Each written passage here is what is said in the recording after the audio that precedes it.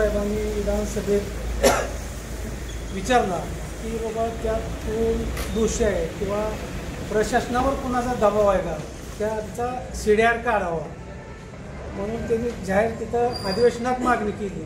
पण काही लोक हेतू पुरस्कार आमदारांना बदनाम करण्यासाठी त्यांचा CDR करावा म्हणते.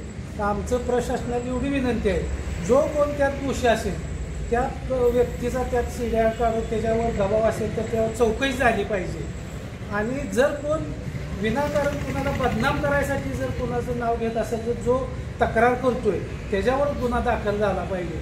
आज आपण बघतोय महाराष्ट्रभर सगळं रोज TV वर चालू आहे की बाबा कोण कुणाची बदनामी करतोय, कोण प्रशासनाला वेठीस धरतंय, कोण कुणाच्या जमिनी हडपते, कोण कुणावर अन्याय करतोय. हे सगळं लोकांच्या समोर असताना हेतू पुरस्कार आमदाराची बदनामी करणं थांबवावं.